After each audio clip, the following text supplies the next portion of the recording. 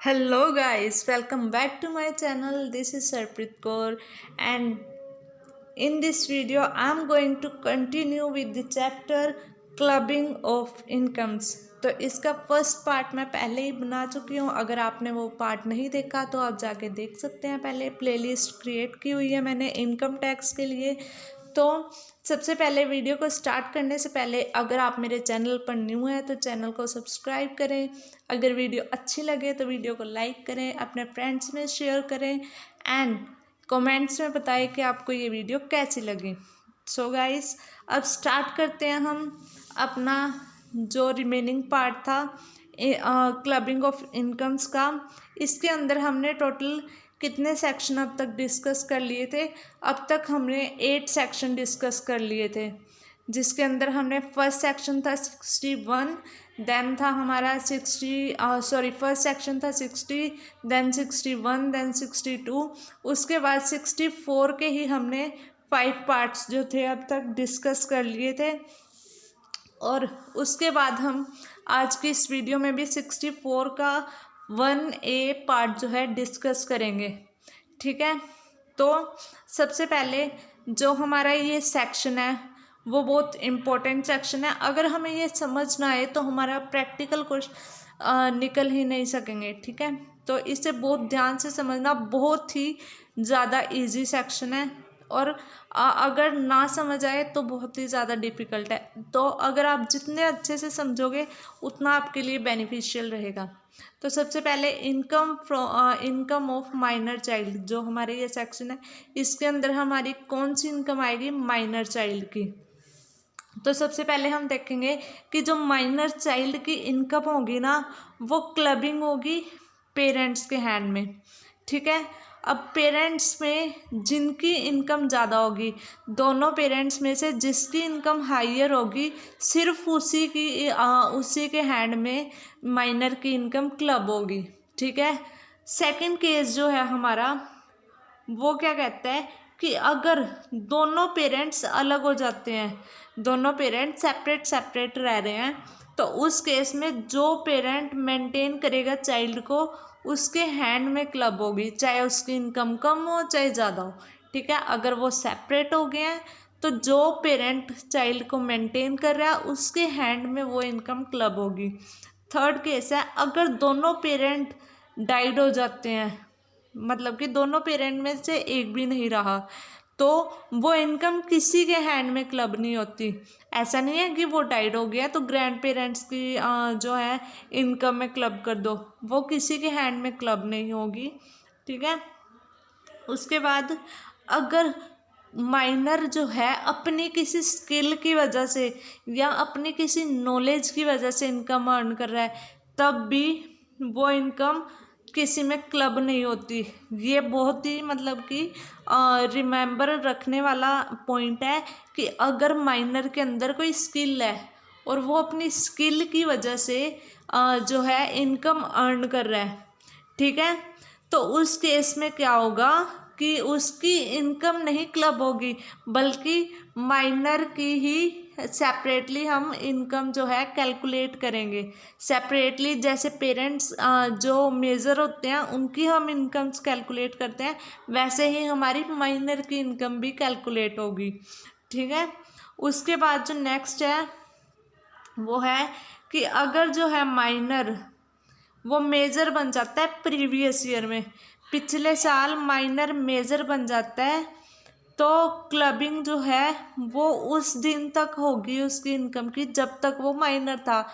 मान लो जैसे year start होता है 1 अप्रैल को और वो मेजर बन गया 24 जुलाई को, तो 24 जुलाई से पहले वाली जितनी इनकम होगी वो सारी क्लब हो जाएगी और बाद वाली उसकी खुद की सेपरेट इनकम कैलकुलेट होगी। ठीक है, और नेक्स्ट जो लास्ट केस है कि अगर माइनर किसी डिसेबिलिटी से सफ़र कर रहा है 80U के अंडर, तो उसकी कोई क्लबिंग नहीं होगी उसकी इनकम की। ठीक है, अगर उससे कोई डिसेबिलिटी है जो 80U को फुलफ़िल कर रही है तो वो उसकी क्लबिंग नहीं होगी। तो यहाँ से हमने क्या देखा, सबसे पहली बात कि पेरेंट्स के हैंड्स में क्लब होगी जिनकी भी इनकम हाइयर होगी।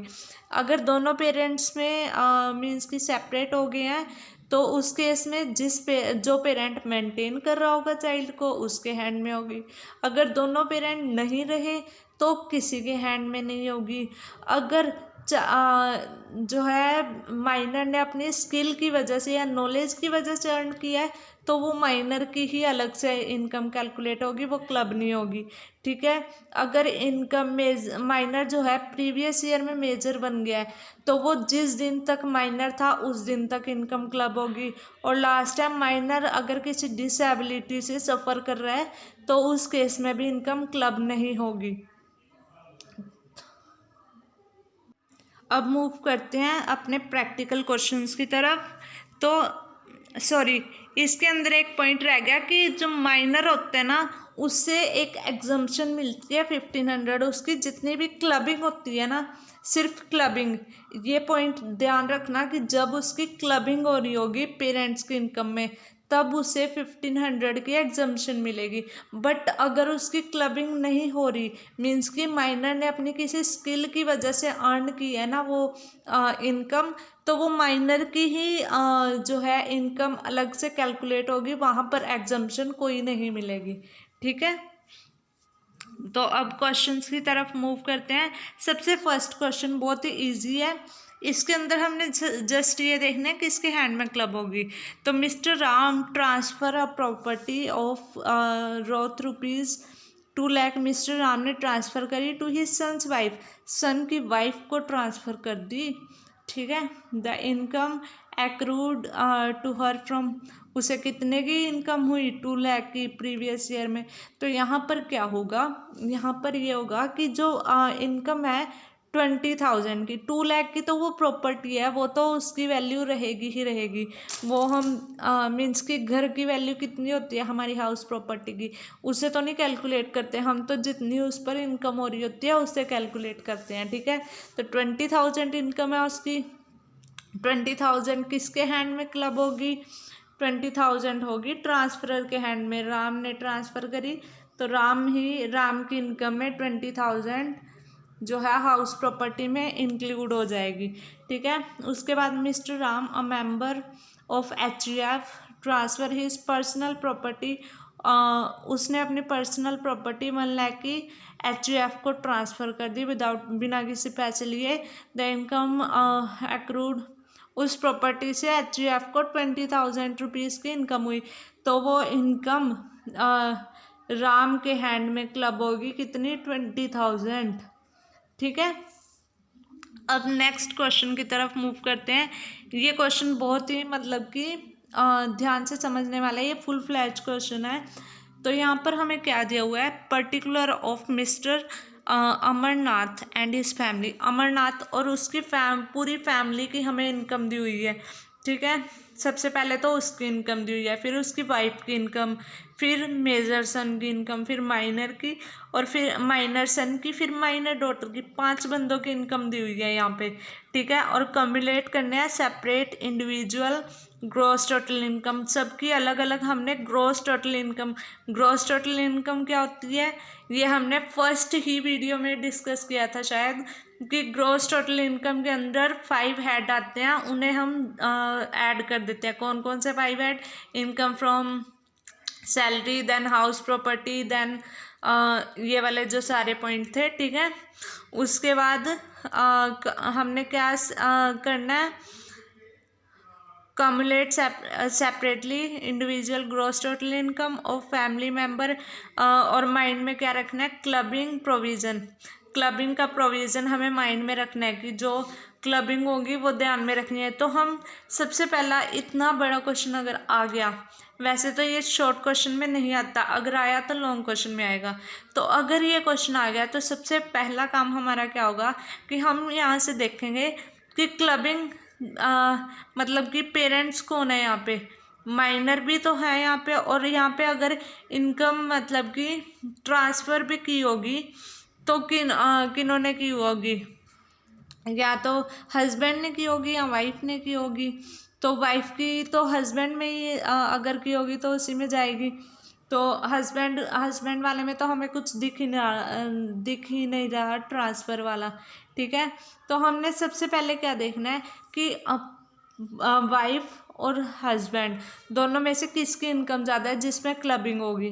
तो हमने देखा कि जो यहाँ पे हस्बैंड है उसकी इनकम फ्रॉम बिजनेस है 3,02,000, और जबकि जो वाइफ है उससे तो एक रेंट वाली इनकम मिल रही है, उसके फादर ने गिफ्ट की थी और उसके बाद उसके हस्बैंड ने गिफ्ट की थी, यानी कि उसकी खुद की कोई इनकम नहीं हो रही। तो यहाँ पे जो माइनर चिल्ड्रंस की इनकम की क्लबिंग होगी ना, वो भी हस्बैंड में ही होने वाली है, मिस्टर अमरनाथ में ही होने वाली है। तो हम क्या करेंगे, अमरनाथ में तो काफ़ी सारी कैलकुलेशन करनी पड़ेगी।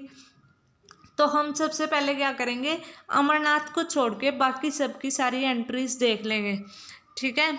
तो सबसे पहले हम देखेंगे वाइफ की, मिसिस अमरनाथ की। तो मिसिस अमरनाथ की दो इनकम है यहाँ पे, एक तो रेंट की इनकम है हाउस प्रॉपर्टी से, और interest on debenture gifted bye. अब देखो ये जो है उसके हस्बैंड ने दे दी, ये तो फर्स्ट वाला केस हो गया कि इनकम दे दी हस्बैंड ने उसे अपनी, बट एसेट नहीं ट्रांसफ़र की। तो यहाँ पे कौन जो है वो टैक्स किसके हैंड में क्लबिंग होगी, वो होगी मिस्टर जो उसके हस्बैंड है उनके हाथ में क्लबिंग होगी। तो ये जो 7,000 है ये तो इसकी इनकम में नहीं आएंगे। अब रेंटल इनकम है हाउस प्रॉपर्टी से, ये उससे फादर से मिली है, फादर से गिफ्ट में मिली है। ये थर्ड वाला केस हो गया कि इररेवोकेबल है, मतलब कि ये फादर उससे वापस नहीं ले सकते। ये वसीयत वाला हो गया ना कि उसे चाहे उसे गिफ्ट में, अगर हमें फ्री में मिलती है तो वो गिफ्ट में ही मानी जाती है, ठीक है। तो ये जो है वो इसी की इनकम बनेगी। उसमें हम ट्रांसफरी को ही देखते थे ना, ट्रांसफरी को ही मतलब कि ट्रांसफरी के हैंड में ही उसकी क्लबिंग करते थे। तो यहाँ पे कितनी रेंटल इनकम है इसकी, 10,000। तो हम सबसे पहले किसकी निकालेंगे, gross total income of missus Amarnath for the year 2021-22। उसे रेंट से कितनी इनकम हुई, 10,000, ठीक है। अब देखो अगर तो उन्होंने बोला होता, एक पॉइंट जो आपको बहुत ध्यान रखना है यहाँ पे, अगर तो उन्होंने बोला होता कि इनकम फ्रॉम हाउस प्रॉपर्टी, या फिर इनकम फ्रॉम सैलरी, या फिर income from other sources, income from capital gain, और इनकम फ्रॉम हमारा बिजनेस एंड प्रोफेशन, तो ये तो इसका मतलब तो होता है कि हमने पूरी इनकम कैलकुलेट कर ली।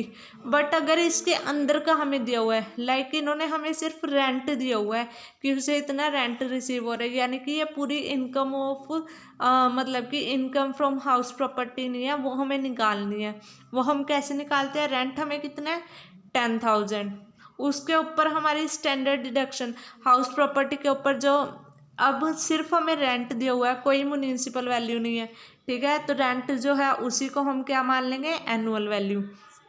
उसके ऊपर कितनी डिडक्शन होगी, स्टैंडर्ड डिडक्शन 30%, 3,000 की। तो हमारी जो gross total income of missus Amarnath आएगी वो आएगी 7,000, ठीक है। ये आ गई मिसिस अमरनाथ की। उसके बाद हम क्वेश्चन से देखेंगे सेकंड पर्सन हमारा कौन है। सेकंड पर्सन है मेजर सन।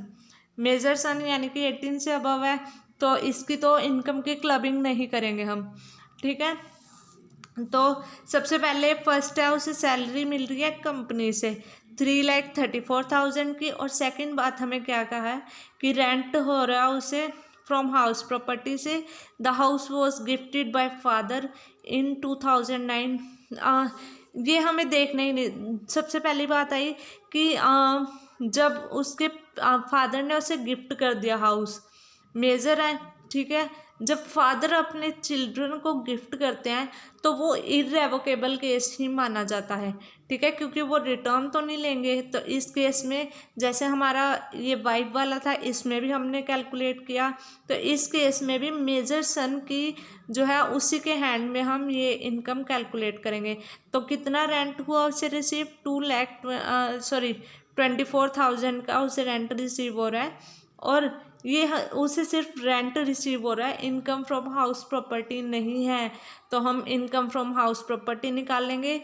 और जो ऊपर उसे सैलरी रिसीव हुई कंपनी से, वो भी उसे सैलरी ही रिसीव हुई है, ये इनकम फ्रॉम सैलरीज हमने पूरा कैलकुलेट नहीं किया, ठीक है।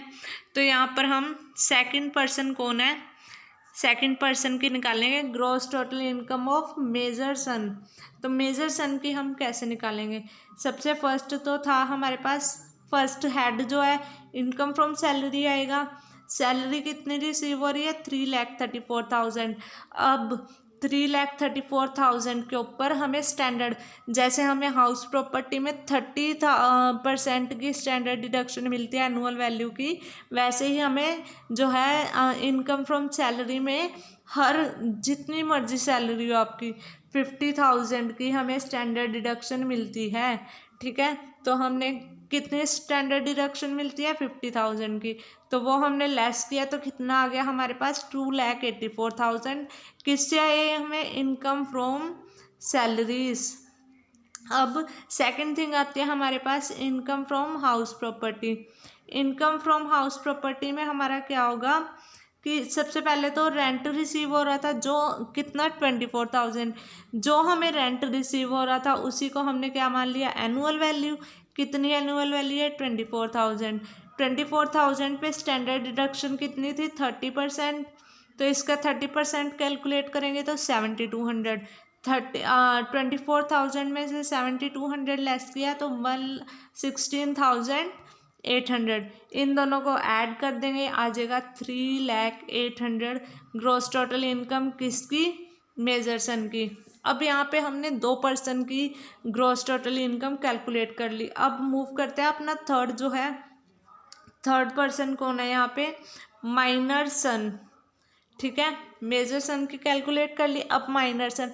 पहली बात तो ये कि माइनर सन की जो है हमारी इनकम वो क्लब होनी है, बट फिर भी हम देख लेते हैं कई बार ऐसा होता है कि वो अपनी स्किल की वजह से कमा रहे होते हैं। अगर तो वो अपनी स्किल की वजह से कमाएंगे तब तो उनकी अलग से इनकम कैलकुलेट होगी, और अगर उन्हें कोई स्किल नहीं है फिर भी उनकी इनकम आ रही है तब वो इनकम जो है क्लब होगी पेरेंट्स में, ठीक है। तो सबसे पहले सैलरी, माइनर सन की salary received from a service for service in firm, वो सर्विस दे रहा है फर्म को, ये उसकी स्किल होगी, यानी कि ये उसकी इनकम में आएगी 68,000।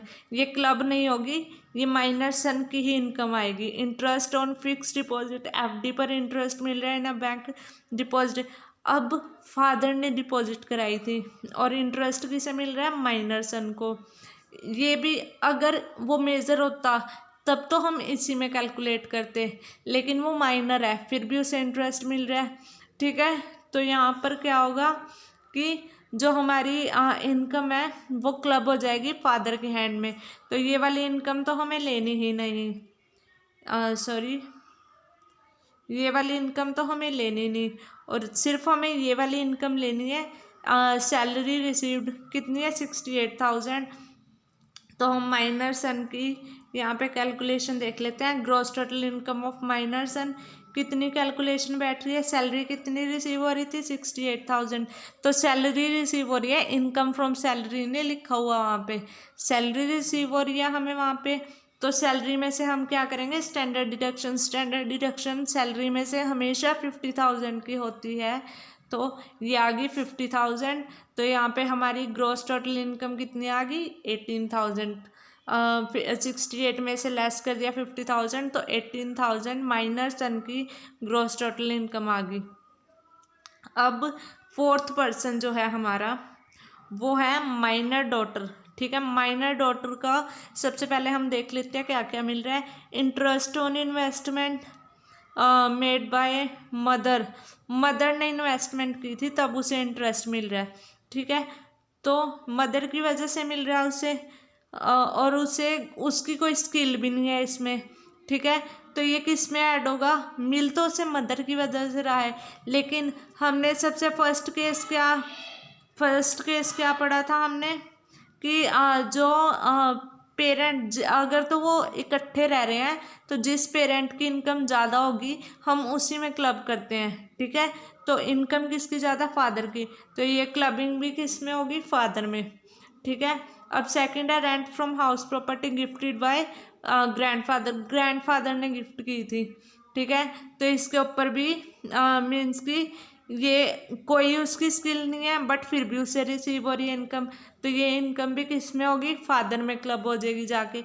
एक ये इनकम होगी, एक ये जो सॉरी ये नहीं, ये फिक्स डिपॉजिट वाली जो थी, ये तीन इनकम तो हमने इन्हीं माइनर में से निकाल ली जो फादर की इनकम में कैलकुलेट होनी है, क्लब होनी है, ठीक है। तो हमने डॉटर का क्या देखा, डॉटर को ना तो इंटरेस्ट पे कुछ मिल रहा था, मतलब कि इंटरेस्ट जो था ना तो वो उसकी इनकम में आएगा और ना ही रेंट वाला। तो डॉटर की हमने यहाँ पे क्या देखा कि जो उसकी ग्रॉस टोटल इनकम है वो ज़ीरो है, ठीक है। यही है ज़ीरो, इंटरेस्ट ज़ीरो, क्योंकि इसकी वैल्यू नील रहेगी, ये फादर में क्लब हो जाएगी जाके, ठीक है। अब लास्ट पर्सन जो हमारे पास बचता है वो बचता है फादर। तो अब हम फादर की इनकम जो है सबसे पहले वो देख लेते हैं। फादर की सबसे पहले रेंटल इनकम थी हाउस प्रॉपर्टी से, रेंट मिल रहा है उसे हाउस प्रॉपर्टी से, ये house property income from house property नहीं है, जस्ट रेंट है, तो हमें इनकम फ्रॉम हाउस प्रॉपर्टी निकालनी पड़ेगी। अब नेक्स्ट हमें दिया हुआ है income from business, income from business दिया हुआ है, यानी कि ये हमारी डायरेक्ट पूरी इनकम कैलकुलेट करके दी हुई है बिजनेस से। उसके बाद इंटरेस्ट ऑन इन्वेस्टमेंट, ठीक है। उसके बाद अगर हम देखें यहाँ पे तो ये कितने हो गए हमारे, तीन, तो यहाँ से होगी उसकी इनकम। उसके बाद उससे कौन सी इनकम उसके इंक्लूड होनी थी, एक तो इंटरेस्ट इंक्लूड होना था, ये कौन सी होगी, अदर सोर्स में जाएगी, ठीक है। उसके बाद मेजर सन की तो कोई इनकम नहीं आनी, इसकी एफडी वाली आनी थी, ये भी अदर सोर्स में जाएगा। उसके बाद इंटरेस्ट ऑन इन्वेस्टमेंट आना था माइनर डॉटर का, ये भी अदर सोर्सेस में जाएगा। और लास्ट जो है ये हाउस प्रॉपर्टी से जो इनकम हो रही थी उसे, वो उसका किस में जाएगा, हाउस प्रॉपर्टी में, ठीक है। तो कितनी इनकम होगी उसकी, 1 2 3 4 5 6 7, 7 इनकम उसकी टोटल यहाँ से होगी। तो हम सबसे पहले उसकी हाउस प्रॉपर्टी वाली, हाउस प्रॉपर्टी में दो आनी है, एक तो उसकी आनी है खुद की रेंटल इनकम और एक माइनर डॉटर वाली। तो हम यहाँ से कैलकुलेट कर लेते हैं, रेंट दिया हुआ है और हमें पूरी कैलकुलेट करनी है। तो यहाँ से हमारे पास अब देखो सबसे पहले gross total income of Amarnath की, मिस्टर अमरनाथ की, सबसे पहले कौन सा सेक्शन निकालना है, सैलरी वाला तो आया ही नहीं इसमें, तो हम कौन सा निकालेंगे, इनकम फ्रॉम हाउस प्रॉपर्टी। उसमें उसे खुद कितना रेंट रिसीव हो रहा था, उसके ऊपर जो रेंट रिसीव हो रहा था उसी को हमने एनुअल वैल्यू मान लिया, 36,000 उसे रेंट रिसीव हो रहा था। उसके ऊपर स्टैंडर्ड डिडक्शन हमने लगाई 30%, दैट इज़ 10,800। अब इसे हमने सब्ट्रैक्ट किया तो हमारे पास आ गई इनकम यहाँ से उसकी खुद की 25,200, ठीक है। उसके बाद जो रेंट उसकी डॉटर को रिसीव हो रहा था उसके ग्रैंडफादर ने उसे प्रॉपर्टी दी थी, ठीक है। किससे रिसीव हो रहा था, डॉटर को, जो कि कौन है, माइनर, ठीक है। तो माइनर की तो क्लब होनी थी, क्लब होगी इसकी इनकम में। रेंट कितना रिसीव हो रहा था, 18,000, 18,000 के ऊपर स्टैंडर्ड डिडक्शन लगी 30%, 5,400, ये हमने लेस करके लिख दिया 12,600, ठीक है। अब 12,600 यहाँ पे आ गया। उसके बाद माइनर चाइल्ड की जितनी भी इनकम होती है ना उसमें हमें 1,500 की एग्जम्पशन होती है, तो एग्जम्पशन कितनी मिल गई, 1,500 की, ठीक है। 1,500 भी लेस कर दिया तो टोटल इनकम आ गई यहाँ से 11,100। इन दोनों का जब हमने टोटल किया तो ये आ गई इनकम फ्रॉम हाउस प्रॉपर्टी 36,300। उसके बाद इनकम फ्रॉम बिजनेस, ये हमें डायरेक्टली गिवन थी 3,02,000। उसके बाद जो है हमारा इनकम फ्रॉम अदर सोर्सेस में सबसे पहले तो उसे इंटरेस्ट ऑन इन्वेस्टमेंट मिल रहा था 15,200 खुद ही मिल रहा था उसे। उसके बाद इंटरेस्ट ऑन डिबेंचर उसकी वाइफ को मिल रहा था जो उसने ट्रांसफ़र किया, तो ये आ गया 7,000। उसके बाद इंटरेस्ट ऑन एफडी मिल रहा था किसे, माइनर सन को, जो उसने बैंक में डिपॉजिट कराया था उसका इंटरेस्ट किसे मिल रहा था, माइनर सन को, कितना 12,000।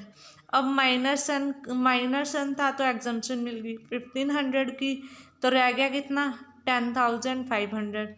अब लास्ट जो था इंटरेस्ट ऑन इन्वेस्टमेंट किसे मिल रहा था, माइनर डॉटर को 4,000। बट यहाँ पे एक कन्फ्यूज़न क्रिएट होगी हमारे माइंड में। क्या कन्फ्यूज़न क्रिएट होगी कि जो ये लास्ट वाला पॉइंट है ना, ये मिल तो रहा है माइनर डॉटर को, लेकिन हमने एग्जम्पशन 1,500 की क्यों माइनस ने नहीं की, तो यहाँ पर माइनर डॉटर को मिल रहा है।